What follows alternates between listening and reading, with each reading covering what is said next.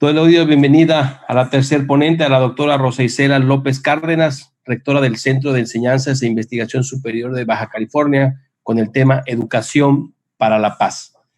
Es doctora en Ciencias Penales y Política Criminal en el CEIS Baja California, cuenta con certificación en resiliencia en crisis de emergencias críticas por el Community Emergency Response Team, certificación en desastres naturales y actos terroristas, diplomados en temas de derechos humanos, trata de personas, victimología. Actualmente se desempeña como rectora en Centro de Enseñanza e Investigación Superior de Baja California, delegada del Colegio Federal de Peritos en Baja California, delegada en Baja California de la Barra Nacional de Criminólogos y Criminalistas de México y como jurado dictaminador para la selección de directivos de las escuelas normales y las universidades pedagógicas nacionales del estado de Baja California. Cuenta con reconocimientos de doctor honoris causa por la Comisión Internacional de Derechos Humanos en Baja California, reconocimiento otorgado por parte del Claustro Doctoral Iberoamericano y Premio Estatal Maestra Exitosa de las Ciencias Penales en Baja California. Pues muchas gracias, doctora Rosa Isela, y bueno, pues atentos a su conferencia. Gracias. Sí, muchas gracias, maestro Elías Antonio Prado La Guardia, por la invitación, por la deferencia para ser parte de esta serie de conferencias magistrales. Agradezco al gobierno del estado también, a la persona. Agradezco también al doctor Eddie Gómez Tagle López, director general del Grupo Puebla, quien en colaboración con ustedes organizaron este ciclo de conferencias por la paz. Felicito también a mis compañeros, el doctor Capito Mata y la doctora Georgina Ruiz Toledo. En mi tema, dentro de esta jornada de conferencias para la paz, decidí hablar sobre la educación, que es un tema que me apasiona, es un tema que forma parte y es parte intrínseca de mi desarrollo profesional. Y quisiera abordar de lo general a lo particular, hoy que es en el marco de la celebración de los derechos humanos, cómo es que un fenómeno social tan importante como es la violencia, cómo se ha ido transformando de diferentes maneras y cómo diferentes disciplinas lo estamos abordando para poder erradicarlo, no de una manera definitiva, pero sí buscar estrategias para dirimir un poco, y es a través de la educación. Aquí. Okay. Bueno, comentaban mis compañeros ahorita sobre la Declaración Universal de los Derechos Humanos. Pues sabemos que inalienable al ser humano, nacemos con derechos. Bueno, ¿puedes quitar esa parte, por favor? Que no puedo ver la diapositiva completa. Nacemos libres, iguales, en dignidad. Entonces, nosotros como seres humanos podemos ir transmitiendo, por ejemplo, yo desde mi formación, desde la sociología, yo puedo decir que estos derechos me pertenecen al momento de nacer, pero de qué manera estos derechos los hago mío y que me pertenecen y puedo yo transmitir a través desde mi puesto, desde mi plataforma, poder contribuir a la sociedad para hacer pues un mejor. Permítame tantito, estoy teniendo problemas aquí. Adelante, doctora. Me permite aquí. Sí. Bueno, la dignidad como la abordaba mi compañera también es parte fundamental en el desarrollo personal, emocional de un ser humano. Estas partes de las garantías que tenemos nosotros al sentirnos realizados. Por ejemplo, nosotros hablamos de unas teorías de las necesidades que son parte de un desarrollo personal, de una vida que nos va a llevar a desarrollar un potencial a final de cuentas. ¿Cómo podemos ir analizando, por ejemplo, dentro de formación estos derechos. La educación de derechos humanos tiene como preocupación la instauración de una nueva cultura cuyo fundamento, yo lo aplico aquí, contemple los derechos humanos y su centro sea el ser humano a su dignidad, la confianza, la igualdad, la libertad, la esperanza, los derechos, dignidad, a la paz, etc. ¿Qué es tu culpa? Y aquí nos encontramos con una palabra dentro de la educación. Esto significa educación más allá de lo que dice el diccionario de la Real Academia Española, que educación es guiar, es enseñar, es adoctrinar a una persona. Aquí lo defino yo desde el punto de vista sociológico, armado de otras disciplinas también, que educar es el acompañamiento de la niñez, es decir, que nosotros como padres de familia, como personas adultas, como maestros, como docentes, acompañar a ese niño, a esa niña, a ese adolescente en el proceso para ser una persona autónoma, dotándolos de valores, habilidades y aptitudes que le permita desarrollar un proyecto de vida personal. Es decir, que una vez que nosotros dotamos de estas habilidades y aptitudes a esta persona, se crean unas competencias para poder servir a la sociedad. Paulo Freire, él tiene una de las frases, a mí se me parecen fabulosas, maravillosas, donde dice que la educación no cambia el mundo, cambia a las personas que van a cambiar el mundo. Y parte de lo que es el legado que nosotros podemos dejar como seres humanos es que nosotros vamos a poder cambiar el mundo una vez que nosotros entendamos el concepto como tal. Otra frase que quiero tomarla como una retórica aquí prácticamente y parece como un poquito de una sátira dentro de una comedia de lo que promulga los derechos humanos. Cuando Pablo Lipinski dice que todo el mundo habla de paz, pero nadie educa para la paz, la gente educa para la competencia y la competencia es el principio de cualquier guerra.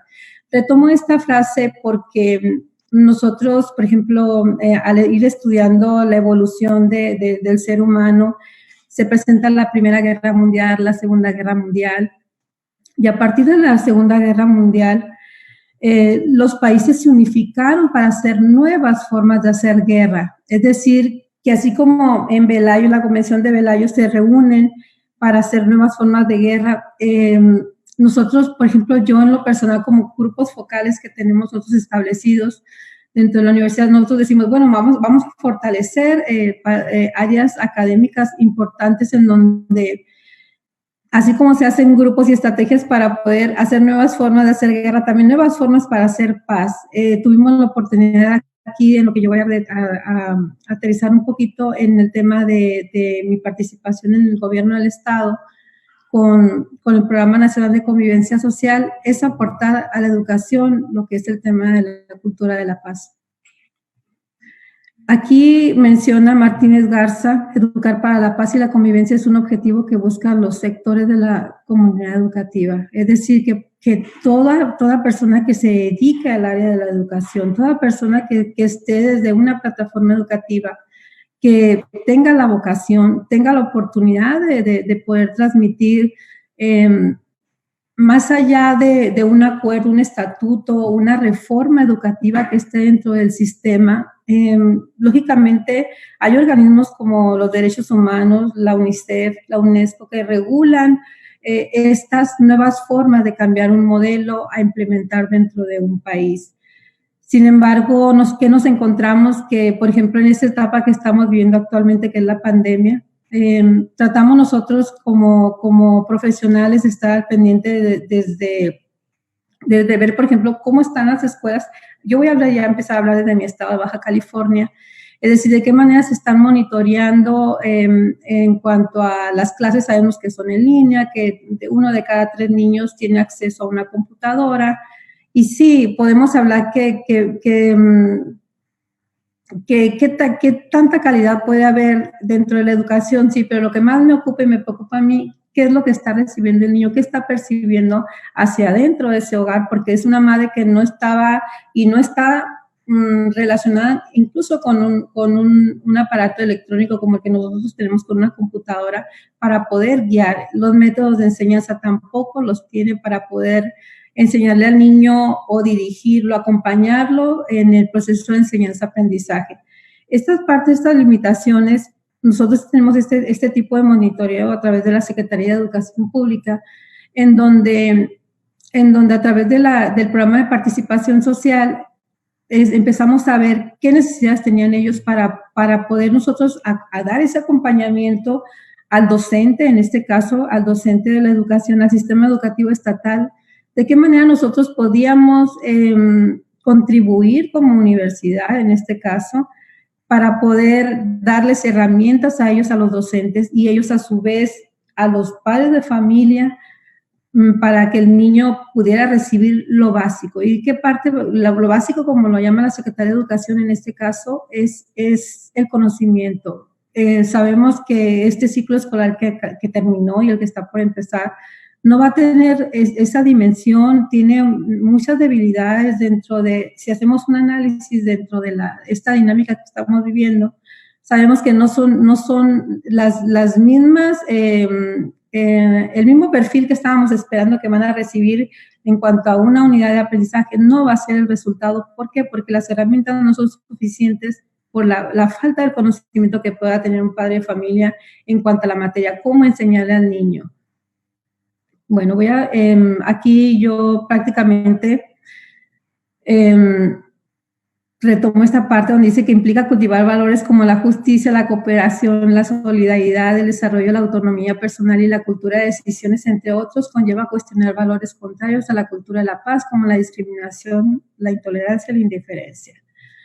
Esto de cultivar valores como la justicia, por ejemplo, a un niño, si nos vamos en el acompañamiento desde que un niño nace, que nace con emociones, este niño lógicamente tiende a imitar. ¿Qué tanto, por ejemplo, un niño tiende a imitar, a aprender a controlar esos sentimientos que son emociones que el padre no sabe cómo canalizar? Por ejemplo, si el niño hace un berrinche, una agresión, lo educa a su manera, de acuerdo a cómo fue educado, de acuerdo a su idiosincrasia, de acuerdo a la cultura que él tiene, a la parte donde es que, voy a dar un ejemplo así, es que es López, pues es que los López somos así. Entonces, desde ahí, por ejemplo, yo pienso que si nosotros, más allá de estar educando a adultos, aquí irnos desde la etapa preescolar, que nosotros estamos enfocados al nivel básico, a proveer aquí al docente, en donde él está desesperado, un docente de aula, por tener las herramientas que acompañen a ese niño para poder detectar de qué manera puede proveerle, en este caso, o suplirle también algún tipo de necesidad y más afectiva en este caso. Es importante, por ejemplo, cuando un niño, por ejemplo, ingresa al jardín, que se dice que divide los amores, viene con ciertos valores, y no voy a hablar de una parte general, pero, por ejemplo, si vivimos en un México en donde la palabra machismo, violencia, la palabra es permisivo, es normal, o sea, normalizar situaciones de violencia, situaciones en donde incluso los medios de comunicación tienen mucha injerencia,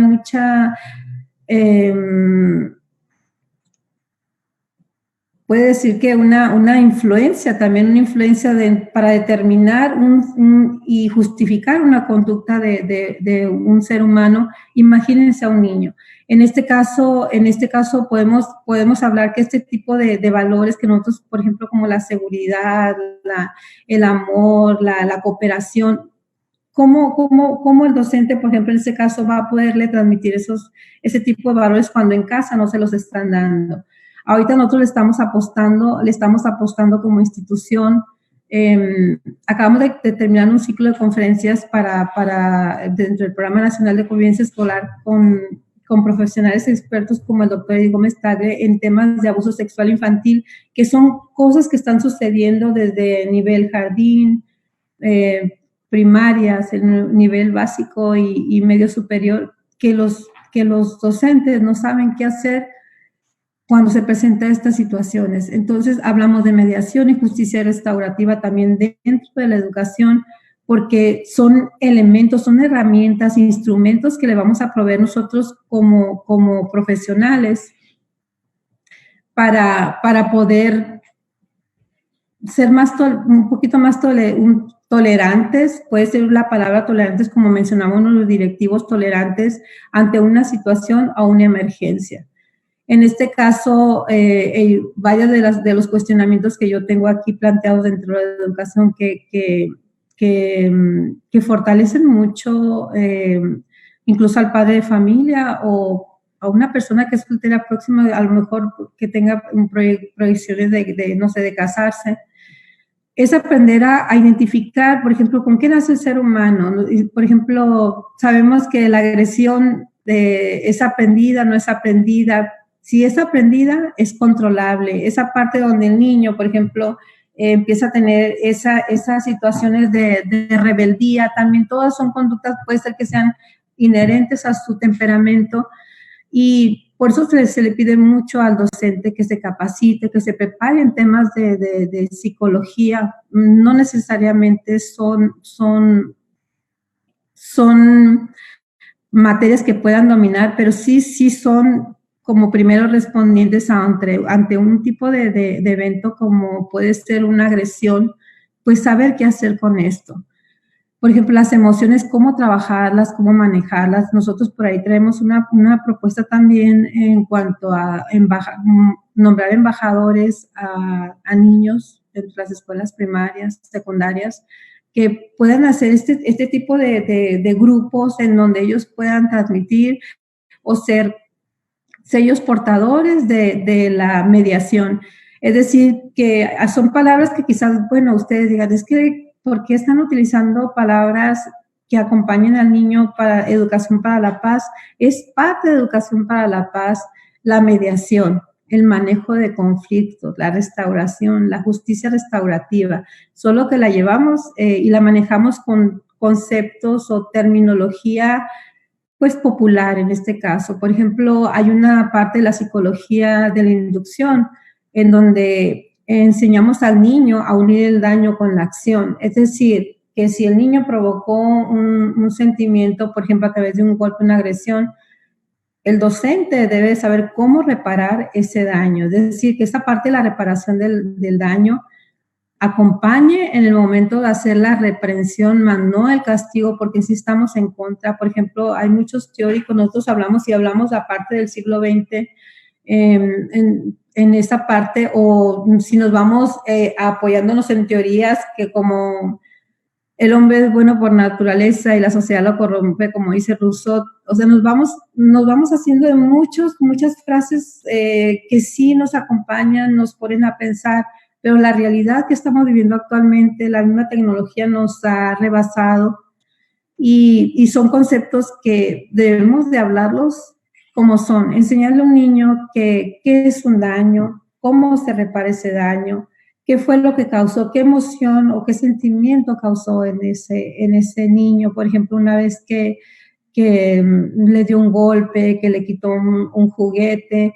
Sin embargo, por ejemplo, ahorita los llamados TikToks, que en Estados Unidos están prohibidos también, este tipo de memes también que están dañando mucho, vulnerando, que a los adultos les causa mucha risa, a lo mejor lo hacen, no sé, por romper la rutina ahorita en esta pandemia, pero si se fijan en la parte de la burla, estamos como que en una dicotomía totalmente agresiva, en el sentido de, como sea, de todas maneras, ¿qué mensaje estamos enviando a la niñez?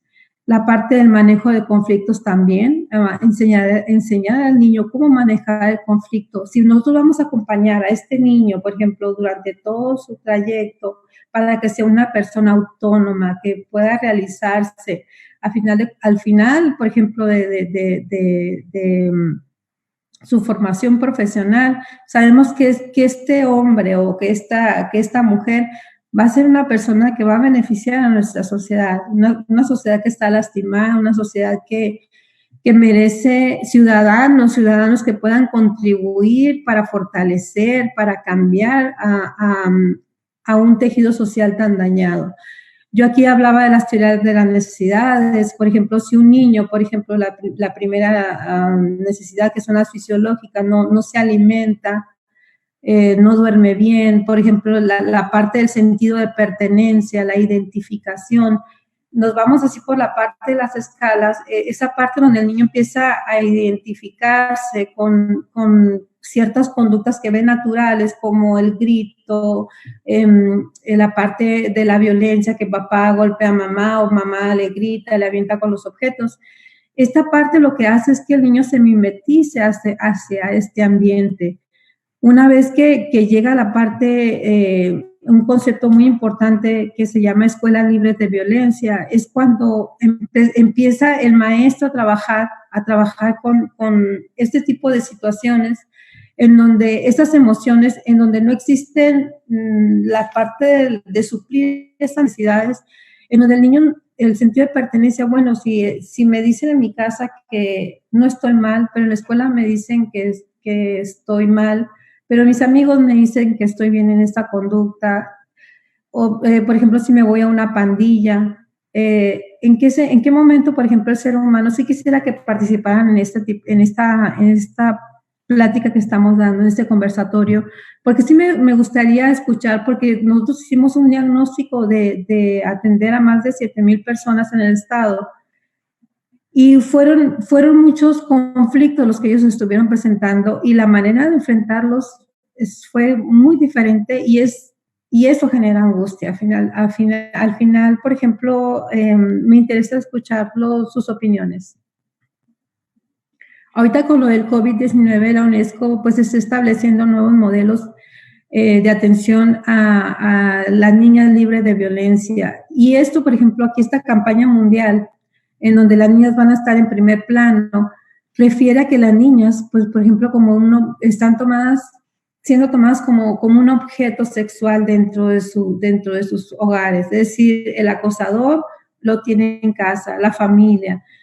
Entonces, nada más se lo dejo como referencia para enviarle esta presentación que está haciendo la UNESCO, porque sabemos que el COVID, no estamos lejos. La imagen, por ejemplo, ven a ustedes ahí la parte afroamericana, la parte latina. ¿Por qué? Porque el problema de la violencia y la agresión hacia la mujer, hacia las niñas, es en todo el mundo. Aquí están las desigualdades que se están presentando dentro de la pandemia también del COVID, que los docentes en realidad no saben cómo manejar. Se decía que más o menos como el 86% de educación secundaria, esa parte es lo que a mí me llama mucho la atención. Solo tienen los títulos y requisitos mínimos en variaciones regionales sustanciales según sus datos publicados para el Instituto de Estadísticas de la UNESCO. Es decir, que, por ejemplo, esto sí nos alarma porque, por ejemplo, ellos cuentan con un apoyo mínimo dentro y en Baja California no es la diferencia, no sé, en los demás estados. Yo pienso que es más o menos viene siendo lo mismo.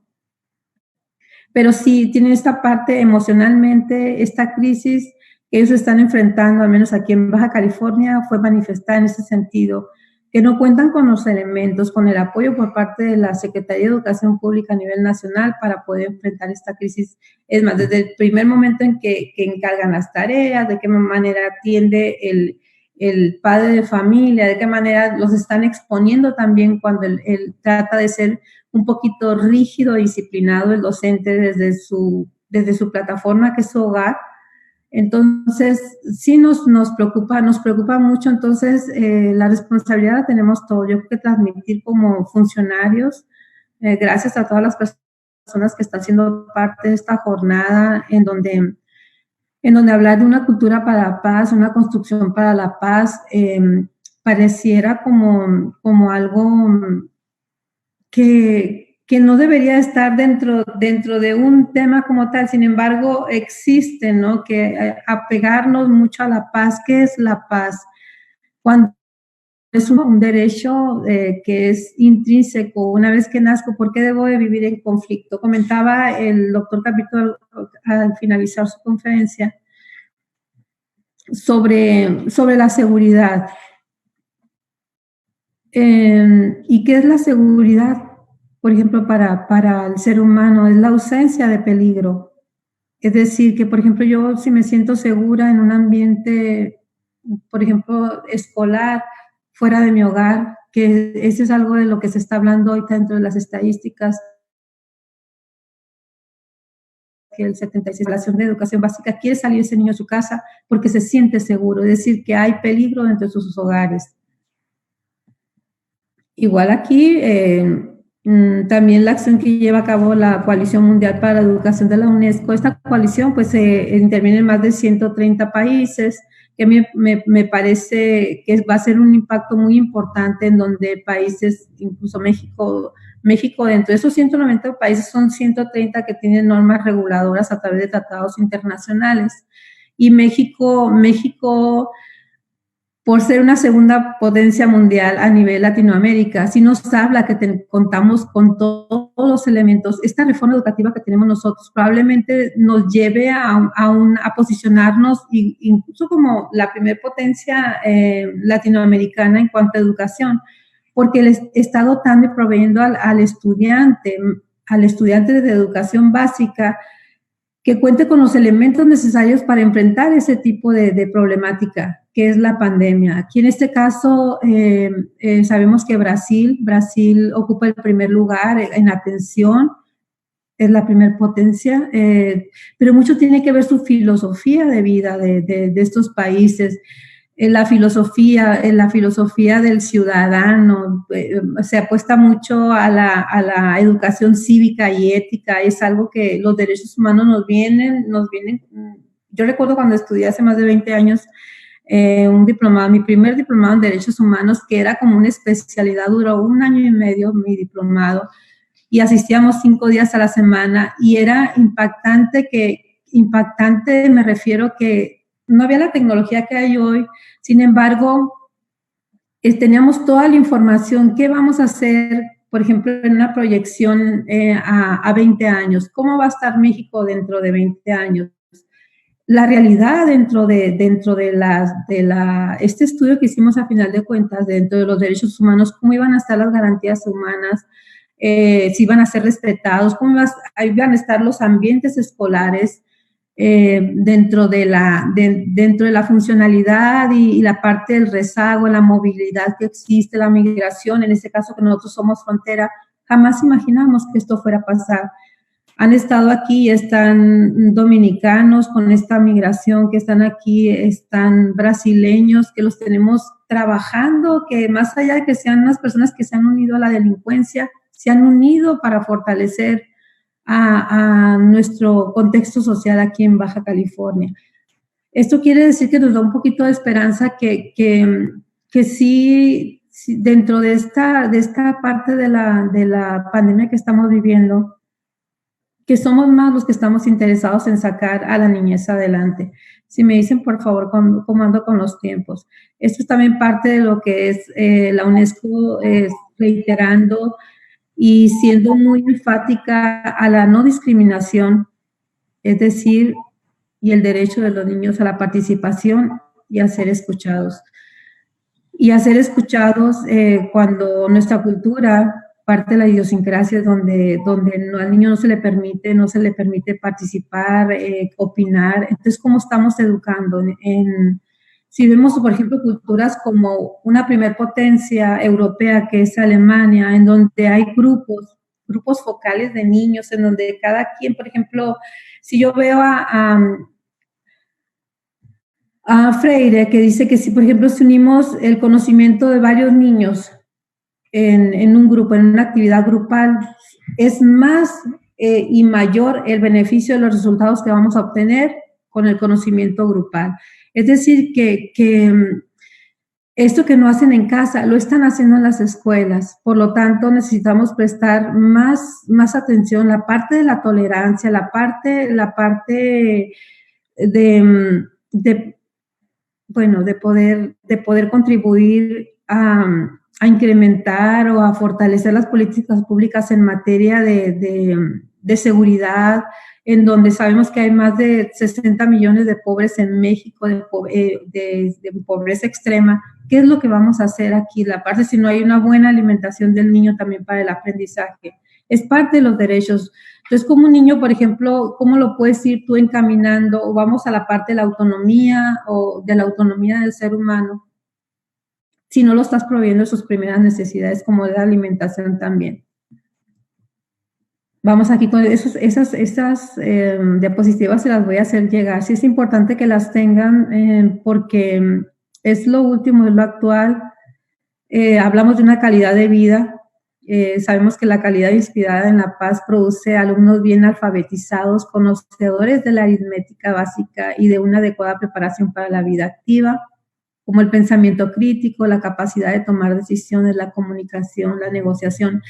El pensamiento crítico, por ejemplo, el análisis y solución de problemas. El pensamiento crítico. Hay muchas escuelas que están fomentando análisis o el pensamiento, manejo de conflictos y solución de problemas. Porque, por ejemplo, si tú le presentas a un alumno que está en una situación crítica, te vas a sorprender, por ejemplo, qué es lo que haría ese niño en caso de una emergencia. Por ejemplo, ahora que acabo de terminar recientemente una certificación en Estados Unidos, una certificación por 6 meses, la parte de la resiliencia, manejo de crisis de emergencia. Esta parte me lleva a mí a pensar que no nada más si eres un profesional, un experto o tienes tu doctorado, sino simplemente un padre de familia sin educación. Puedes saber, por ejemplo, cómo hacer resiliencia. La resiliencia se dice que se ha puesto de moda, no. Por ejemplo, esa parte de la resiliencia hablamos nosotros, formas de cómo enfrentar un problema, sublimarlo, potenciar ese evento negativo y tener la capacidad de cómo superarlo. Esto, por ejemplo, si nosotros armamos a nuestros niños, a nuestra niñez, que sí se puede, por ejemplo, que esta parte de la crisis que a lo mejor ellos no entienden el encierro, sin embargo, hacerles entender que es un proceso nada más, pero buscar estrategias dentro de los hogares para que ellos no caigan en angustia, porque ahorita los psicólogos incluso están atendiendo en línea, y los que tienen esa accesibilidad a una atención psicológica, porque no hay ese servicio por parte de la Secretaría de Salud, por esto de la pandemia, donde se brinda un servicio gratuito a la niñez por angustia, por depresión, y es lo que se está viviendo hacia adentro de los hogares. Entonces, ¿cuál calidad, por ejemplo, de vida puede tener un niño cuando está enfrentando violencia, los diferentes tipos de violencia? Bueno, aquí viene aquí lo de la Declaración Universal de los Derechos Humanos en el artículo 26, donde dice que tendrá como objeto el pleno desarrollo de la personalidad humana y el fortalecimiento del respeto a los derechos del hombre, a las libertades fundamentales, favorecerá la comprensión, la tolerancia y la amistad entre las naciones y en todos los grupos étnicos y religiosos, y promoverá el desarrollo de las actividades de las Naciones Unidas para el mantenimiento de la paz.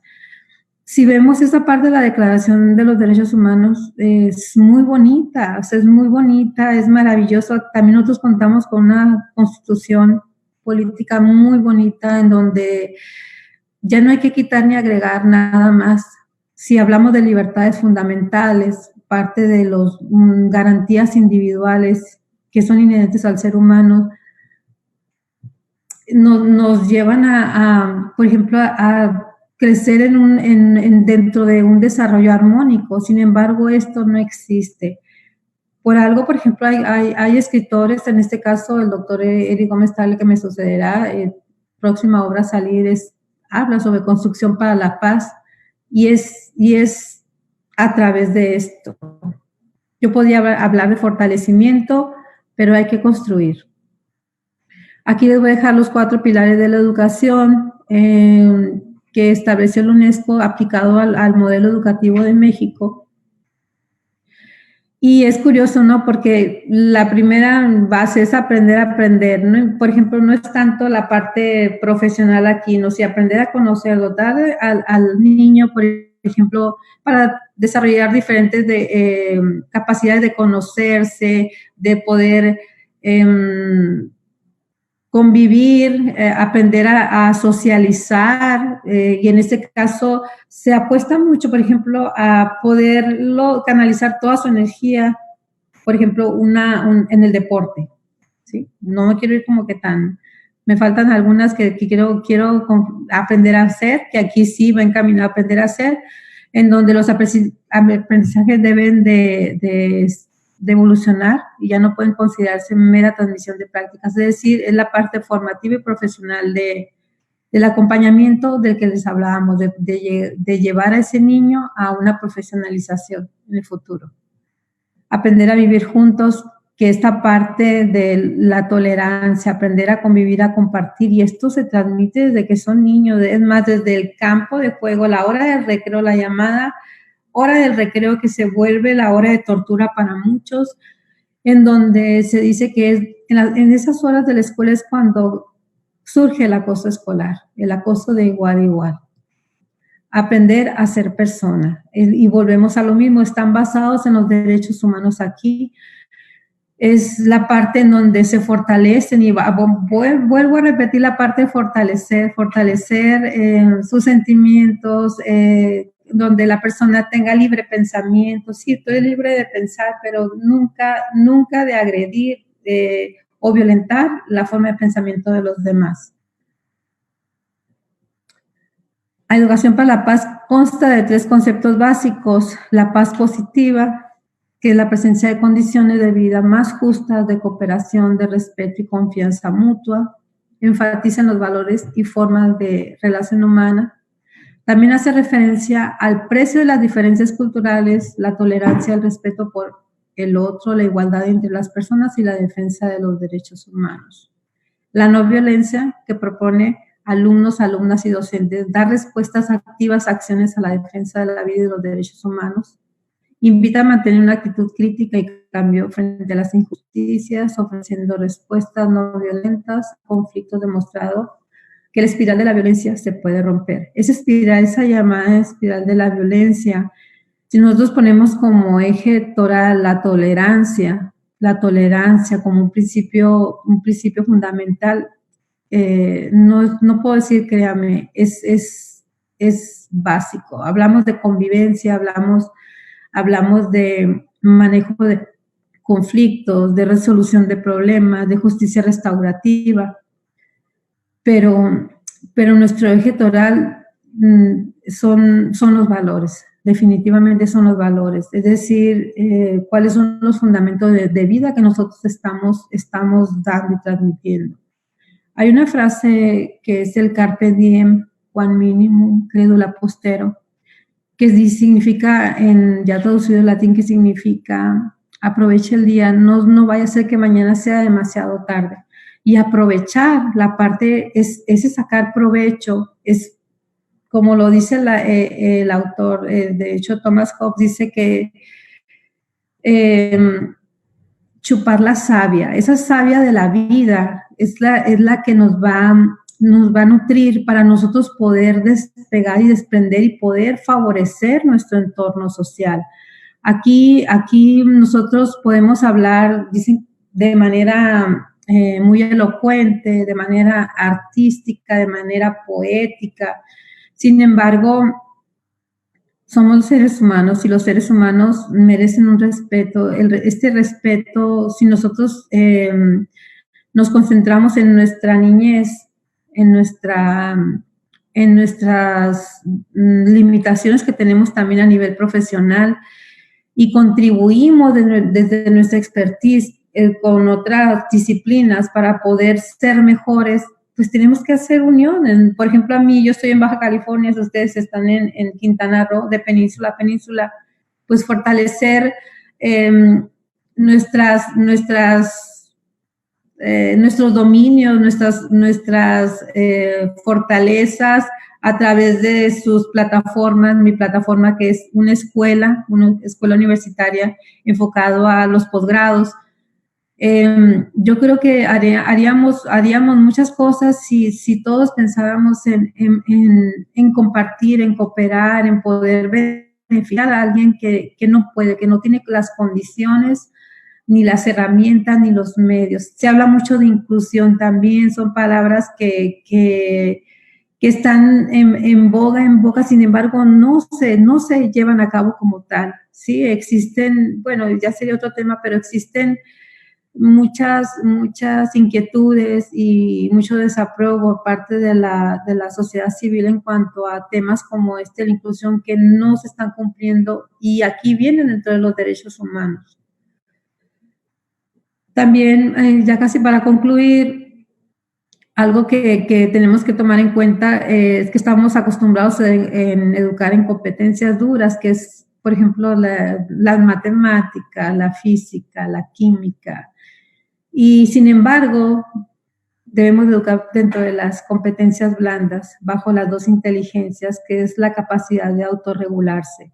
Esta parte de intrínseca, la parte en donde la psicología del ser humano nos conduce para ser multiplicadores, una vez que somos conscientes de nuestro yo, para poder impactar al mundo. Es decir, que si nosotros estamos educando para hacer de un niño, pues, un profesional de la salud, no sé, de las matemáticas, de la ciencia, y no educamos en la parte de la inteligencia emocional, en donde sea una persona que pueda aportar a la sociedad, a la comunidad, contribuir con un esfuerzo, contribuir con su sapiencia, con su es que a mí me sorprende, yo estoy rodeada aquí en la universidad de jóvenes, mi equipo de trabajo es muy joven, máximo tiene 33 años, la persona más adulta, y a mí me sorprenden cómo innovan, cómo te vienen empujando, te transmiten nuevos conocimientos, nuevas ideas, no están maleados en el sentido que no vienen arrastrando o no buscan un objetivo en el cual, por ejemplo, ellos puedan beneficiarse ellos mismos, es decir, la parte en donde se están ocupando y se están preparando para el servicio. Y aquí Freinet, estamos hablando del año de los 20, en el siglo pasado, decía que si un niño o niña no aprende como tú le enseñas, preocúpate de enseñarle cómo él o ella aprende. Eso es importante, yo creo que tomarlo en cuenta. Hay que preocuparnos más nosotros de qué manera él está aprendiendo o ella está aprendiendo, para nosotros ir cambiando de técnicas, la misma metodología. Ahorita voy a terminar con esto. Enseñarlo a aprender a convivir. ¿Qué es convivencia? La tolerancia. Por ejemplo, yo convivo, yo juego contigo, pero este es mi espacio, este es tu espacio. Vamos a vivir todos en una tierra, en el mismo suelo, por lo tanto, podemos vivir en paz, podemos vivir bien. Y no es la palabra paz como tal, sino la parte del respeto. El respeto es la parte de fomentar el respeto, el amor. Sabemos que existen los grupos, que son los grupos de identificación. Desde niño empezamos nos identificamos, y la identificación no es otra cosa más que la apropiación de hábitos, actitudes, costumbres, estados de ánimo de otra persona. Por eso yo tengo una amiga que es muy amiga mía, o tengo un amigo que es muy amigo mío. ¿Por qué digo que es un amigo? Porque me apropié, es decir, me identifiqué de su forma de vida, porque es muy afín a mi vida. Tenemos amigos que probablemente seamos polos opuestos, pero con quien te identificas y con quien amalgamas y puedes mimetizar es con una persona que identificas. ¿Por qué? Es que, ¿qué artista te gusta? Tan simple como esto, ¿qué artista te gusta? Escuchan la misma música, y así se empiezan a hacer los pequeños grupos, y no es malo, al contrario, pero de estos grupos, por ejemplo, en este caso, los que estamos enfocados a la educación, a la academia, a las conferencias, sí nos permiten hacer un análisis crítico de cómo va evolucionando. Por ejemplo, ¿a qué le llamamos normal ahorita? Por ejemplo, si yo veo me hubiera gustado compartirles un video de una niña, lo cual ya lo vieron, en donde el papá está regañando a su muñeca, ¿no? Le dice, no te voy a traer la cocinita para Navidad. Y la niña agarra la muñequita y le empieza a golpear, no te voy a volver a contar mis cosas, ya no eres mi amiga, no te quiero, y vete mucho a la bla, bla, bla, bla, bla. Y se ha reproducido millones de veces. Entonces, a mí esto me causa tristeza porque lo ven normal, que la parte de la violencia, más allá de la violencia verbal, lo que está haciendo la niña de escasos 3 años, golpeando a la muñeca. Bueno, aprender a convivir, esos acuerdos de convivencia, aprender que existen los conflictos y que los conflictos no son malos, o sea, que el niño entienda que un conflicto no es malo. Por ejemplo, tener diferencias con otra persona no es malo. De los conflictos nos fortalecemos, buscamos estrategias para poder ser mejores, es decir, oh, esto salió mal, pues sí, pero puede salir mejor de esta manera, ¿sí? Las normas son muy distintas, o las reglas que vienen desde, o la disciplina, la educación moral de cómo viene un niño a convivir con otro niño dentro de una escuela, son muy distintas. Mi moral es muy distinta a la de usted, a la de usted, a la de usted, a mi compañera. Sin embargo, podemos aprender a convivir, es decir, que hay un punto un punto en el cual nosotros vamos a llegar a amalgamarnos, o sea, el momento, y es la parte en donde la llamada tolerancia y el libre pensamiento que muchas personas quisiéramos. Es que yo quisiera que tú pensaras como yo, ¿no? Jamás una persona va a pensar como tú. Quizás, a lo mejor, una palabra tan simple que es el aborto. A lo mejor muchos están a favor, otros están en contra, a favor de la vida, etcétera. Bueno, otra cosa que otra regla para aprender a convivir también es la eliminación de todo tipo de violencia. Desde el niño que es agresivo, desde el niño que, por ejemplo, que tiene un tipo de conducta disruptiva, estas conductas que son tolerables dentro del aula, pero el maestro las tiene que controlar. ¿Por qué? Porque desde el hogar, el papá, pues el niño pelea por un lápiz, por un cuaderno, ya golpea, ya avienta esto, pero ¿qué pasa después cuando viene una conducta de tipo violento, donde ya agrede físicamente, golpea al otro niño, en donde abusa sexualmente del otro niño, niños de 4, 5 años, 6 años, abusando sexualmente entre ellos mismos, porque lo que están viendo en casa, o fueron abusados sexualmente, violados sexualmente? Entonces, estas conductas es algo que está pasando hacia dentro del sistema educativo. La metodología de la enseñanza, con eso concluyo la parte de la educación, la metodología de la enseñanza, que es muy importante dentro de las escuelas para el acompañamiento de la niñez también. Hay muchos modelos educativos, por ejemplo, las escuelas privadas, tomando de referencia modelos estadounidenses, ingleses, alemanes, en donde, por ejemplo, un Jean Piaget o un Montessori, hay también una escuela, es un modelo.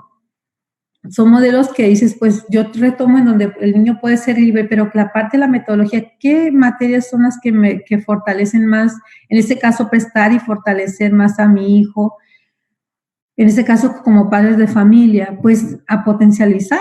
Si el niño tiene cualidades en cuanto a alguna materia o, por ejemplo, tiene habilidades, aptitudes para otro tipo de materias o actividades físicas, etc., pues toda esta parte el maestro debe y es que el maestro debe de prepararse, para eso estudió, para prepararse, pero el acompañamiento también el maestro lo tiene que tener a través de asesores especializados. Sabemos que dentro de las escuelas existen orientadores, existen trabajadores sociales, existen psicólogos, ya en algunos criminólogos que son los que deberían de detectar, por ejemplo, todos los tipos de conductas disruptivas o conductas antisociales, parasociales, que puedan prevenir incluso un tipo de violencia o prevenir también un tipo de delito más adelante. Tenemos que pasar de la cultura de la queja a la cultura de la transformación. Es decir, aquí está una que lo tomé del internet, en donde, por ejemplo, ¿qué hacen los profesores ante el fracaso educativo? ¿No? Lo mantienen ahí como si fuera un mapa mundial, ¿no? Algunos se quedan ahí, algunos están tratando pues que pasen las situaciones, pero algunos toman el barco, se van y hacia buscar nuevos rumbos, y es lo que tenemos que hacer nosotros. Y esta fórmula no nos está dando un resultado. El resultado es que la violencia se sigue transformando de mil maneras. Pues vamos a buscar otra fórmula, es decir, es que esto no aplica para México, esto no aplica para Baja California, para mi contexto social. Si yo en Baja California, yo vivo en Mexicali, Baja California, frontera con California, en donde ya está el muro construido por toda la franja fronteriza. Yo veo aquí esta parte donde están los dominicanos, están los haitianos, vienen de otros estados.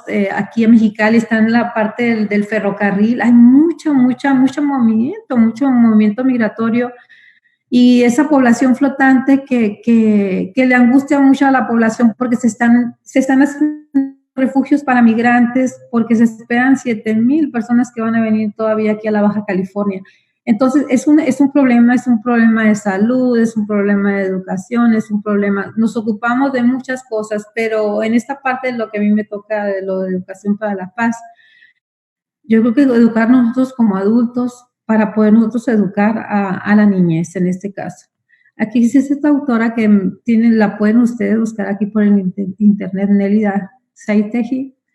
Ella la sociedad la divide bajo estas 5C. Para que una sociedad sea exitosa y pueda educar con éxito, como lo dice ella, debe tener estas 5C. Deben de ser conscientes de su entorno, conscientes de necesidades que tiene el otro ser humano, pero nunca dejar de lado mis necesidades primordiales, ¿sí? Así lo maneja ella, pero bajo otras teorías, bajo Paulo Freire, Vygotsky también como un referente, que dices, bueno, son autores del siglo pasado, sin embargo, son referentes para poder nosotros tener una filosofía de vida y poder transformarla.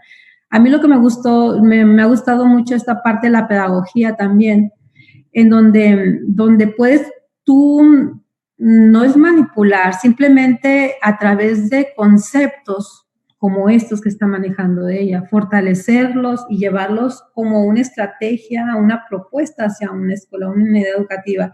Hemos trabajado, por ejemplo, con una escuela secundaria, en donde esa población de esa escuela secundaria, en una zona, después de una zona de clase media, si hablamos de clase, en donde en el primer año, después de un 100% de los alumnos de primer año, el 60% de su población estudiantil ya tenía relaciones sexuales. En segundo año, el 85% de la población, y el tercer año, el 88% de la población de 15 años. Entonces, sabemos que algo está pasando, algo estamos haciendo mal como padres, como sociedad, en el acompañamiento de ese niño, esa niña, ese adolescente, para nosotros poder tener el resultado. Lo que queremos nosotros son ciudadanos que puedan hacer las cosas diferentes, por ejemplo, más allá de lo que es la política, planteamientos diferentes. ¿Qué está pasando con nosotros? Estamos fallando en esta parte. Bueno, la parte de la colaboración también, en donde es verdad, la parte de dejarnos un tanto del egoísmo y colaborar, solicitar, por ejemplo, solicitar ese apoyo, solicitar, si no te lo están pidiendo tú, y es instruir al niño. Es que si no es que no me lo pidieron, no, es que tú tienes que colaborar, levanta la mano y y no sé, pero por ejemplo en mis tiempos, pues eso son otras épocas, es diferente, eran formas diferentes de educar, pero incluso hasta colaborar en casa. Por ejemplo, para el niño era muy natural ver que mamá siempre va riendo, trapeando. No, es que eran labores para la mujer nada más. Por lo tanto, el niño veía a la mujer y dice, no, ahí está la escoba para la mujer, el trapeador para la mujer, el mandil para la mujer. Entonces, por ejemplo, ahora estas generaciones, por ejemplo, ya mi generación es cambiar, involucrar al niño en colaborar. Esto es excelente para el desarrollo personal dentro de sus herramientas que les vamos a brindar, porque llega a la etapa de escuela, de educación, el niño empieza a colaborar, empieza a fortalecer, es que yo voy a colaborar en equipo, ya lo ve como una forma de vida, de sentirse parte de y contribuir. La parte de la corresponsabilidad también. Es decir, que, por ejemplo, si algo está sucediendo, por ejemplo, si hay un ejemplo, yo tengo una especialidad en suicidio que tomé por parte de la Organización Mundial de la Salud en Estados Unidos. Y la parte de la ideación suicida, un ejemplo. Nosotros, Baja California, ocupamos el segundo lugar en suicidios. Niños desde los 8 años, en educación primaria, que se han suicidado, que porque el papá les quitó el videojuego, que porque el papá los golpeó, el papá. ¿Qué hay más atrás para que el niño, más allá del suicidio, tuvo que haber habido una ideación o no necesariamente un trastorno de tipo mental, de salud, y se le atribuye mucho a la salud mental también, pero ¿qué ha pasado? ¿Qué pasa aquí en esta parte? México ocupa muchos primeros lugares en estadísticas muy, muy tristes, pero una de ellas y muy alarmante es la ideación suicida desde la niñez. Es uno de los cursos que nos pidió aquí el gobierno del estado, lo que era la prevención del suicidio. Y es importante, yo creo que no perder y no perder de vista qué está pasando con ese niño, qué está haciendo, por ejemplo, en esa recámara, con ese celular, con esa computadora, o qué está haciendo cuando no tiene un instrumento en la mano, qué está pasando por su mente, la comunicación. Es decir, que, por ejemplo, y hablaba esta parte de la corresponsabilidad como adultos también, que somos corresponsables de quién tenemos al lado, con quién dejamos a nuestros niños. Si algo pasó, si algo salió de control, somos corresponsables. ¿Por qué? Porque pertenecemos a ese núcleo, a este contexto, a ese tejido social. Por lo tanto, debo de estar yo pendiente y es parte de mi responsabilidad como ser humano. Debemos también educarlo bajo la crítica, que sepa el niño, sea tolerante ante una crítica. ¿Por qué? Porque la crítica frustra en todo caso. Si a mí no me parece que me critiquen, bueno, valga el pleonasmo, o que me hagan una corrección de una propuesta, un postulado, ¿sabes qué? Esto no me parece bien, a mí me frustra. Entonces es difícil trabajar la frustración. Entonces tenemos que aprender a enseñarle al niño a tolerar y cómo manejar la frustración en este caso. Sin embargo, ¿qué hace el padre de familia o qué hace el hermano cuando algo sale mal? La crítica y es que eres un tonto, de qué te sirvió que yo te ayudara, por qué sacaste esta calificación. Entonces son cosas que nosotros ya sabemos. O sea, todo lo que yo estoy hablando aquí, como dicen Nélida, que por ahí tuve una conversación hace 3 años con ella, en donde decía ella que me frustra y se me frustran las personas que siempre están buscando justificación o diciendo es que ojalá que llegue alguien y nos dé una idea nueva, cuando ya todo está escrito y es verdad, las formas son diferentes de plantearlas. A lo mejor yo sé que lo que yo estoy hablando ustedes ya lo conocen, puede decir es repetitivo, ya lo conozco, todo el mundo habla de eso, pues sí, pero algo nos va a dejar todo eso, que dentro de esta jornada de los derechos humanos es fortalecer parte de lo que es mi identidad, mi compromiso como ciudadano, mi compromiso como hermana, como hija, como madre de familia, para hacer este mundo un mundo mejor. La parte de la creatividad también, desarrollar y potencializar a nuestros hijos. Siempre somos creativos en algo, o sea, somos creadores y generadores de nuevos conceptos, nuevas ideas, de transformar, por ejemplo, algo que tenemos en las manos. Y esta transformación, como se refiere aquí a esta parte de la creatividad, es importante, la parte del pensamiento creativo, el pensamiento crítico también. Esto viene a nutrir, y a darnos nuevas capacidades para poder enfrentar cualquier situación.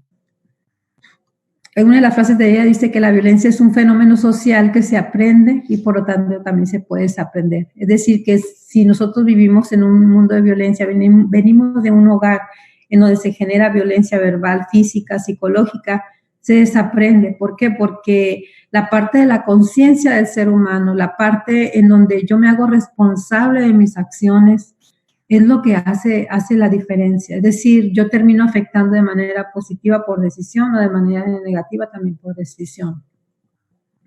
Y culmino con el Programa Nacional de Convivencia Escolar, que el objetivo general, si ustedes pueden visualizar aquí, es favorecer el establecimiento de ambientes de convivencia armónica, pacífica, que coadyuven a prevenir situaciones de acoso escolar en escuelas públicas en educación básica, propiciando condiciones para mejorar el aprovechamiento escolar. Estas promociones, estos verbos en infinitivo, el favorecer, el promover, el fortalecer también, todo esto tiene un objetivo al final de cuentas. Esta es el beneficio, todo lo que pueda coadyuvar en la prevención de situaciones de acoso escolar. Un ejemplo aquí. Reglas o acuerdos de convivencia, maneras asertivas de hacer las cosas, la comunicación, por ejemplo, cómo el alumno puede comunicar de forma en donde no violente a otro alumno, en donde fortalezca los valores a través pues desde su pequeño mundo, como lo manejan aquí. Y bueno, ya me faltan nada más algunas 2, 3 diapositivas, pero esto es lo que captamos dentro de la capacitación que acabamos de culminar en octubre.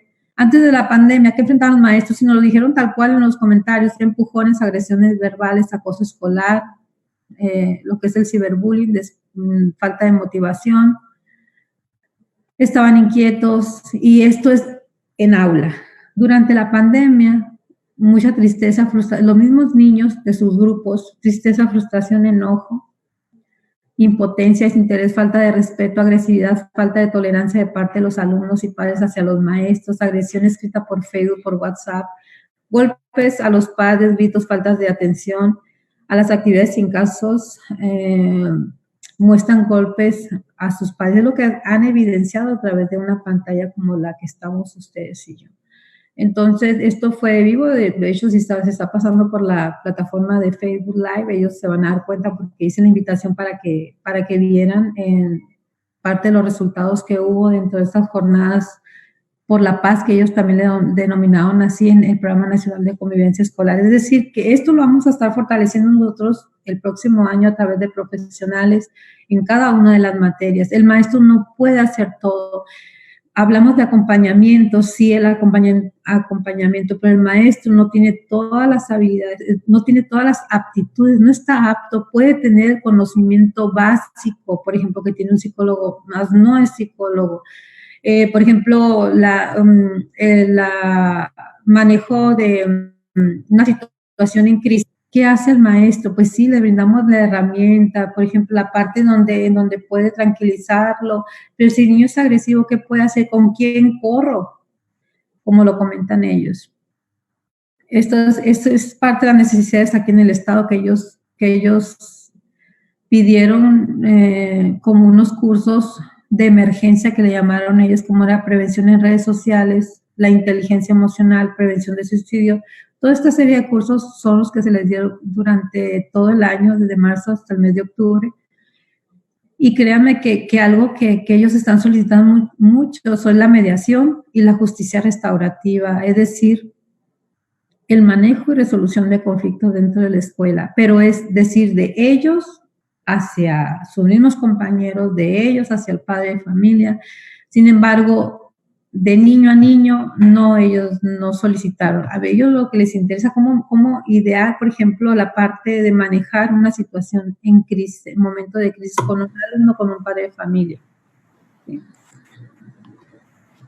Bueno, esa es la parte ya en mi última presentación, el primer ciclo de conferencias. Y otro tema muy importante también, lo que es el abuso sexual infantil, también, que nos impartió el doctor Gómez Tagle.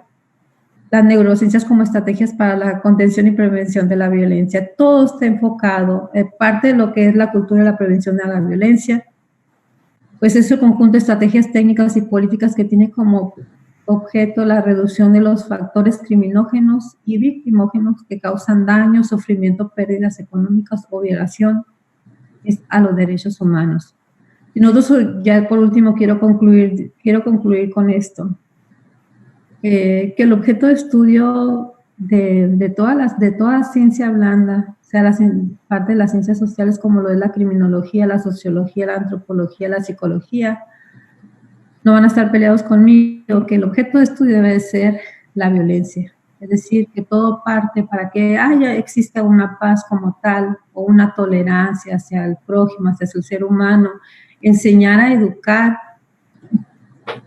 con paz es la tolerancia. Entonces, por mi parte es todo. Yo sí los invito a que reflexionemos sobre cómo estamos haciendo las cosas, sobre qué es lo que estamos mirando en las redes sociales, en Netflix, las series famosas de narcos, estos programas de juegos en donde por una parte se les incita mucho a los niños el deporte, pero por otra parte que están viendo como series ellos, ¿no? Series de prisiones. Sí, está bien, pero como adulto ya tienes una conciencia, pero un niño, un adolescente no. Los videojuegos, todo, ¿qué estamos haciendo con nuestros niños? ¿Qué estamos haciendo con nuestros hijos, nuestros primos? Pero si nosotros podemos de alguna manera ser promotores de una cultura para la paz, tenemos que hacer nosotros como un compromiso social. Y por mi parte es todo. Agradezco mucho su atención. Si tienen alguna pregunta, con gusto estoy para responderla. Muchas gracias, doctora. Pues ya en el tiempo, sí, aquí hay una pregunta. Son 4. Por el tiempo le voy a hacer una de ellas. Dice, ¿cuál debe ser la mayor influencia de paz a los niños? La mayor influencia de paz a los niños, el ejemplo. Es decir, que nosotros, eso es básico, el ejemplo, la manera en cómo nosotros nos conducimos, si son con valores, somos reflejo nosotros. Por ejemplo, yo me dice, es que tú eres mi ejemplo a seguir. No, pero mi forma de vida sí puede motivar y puede incentivar a una persona a ser mejor, que sí se puede. Si yo, por ejemplo, vivo sin violencia, si esa persona ve que yo tengo valores, que mi forma de vida es diferente a la forma de vida que tienen sus padres, pues vamos viendo sus padres o su familia, lógicamente van a copiar una serie de características mías para poder ser un mejor ser humano. Que no me considero un ejemplo, pero sí, el ejemplo como tal, es decir, es lo que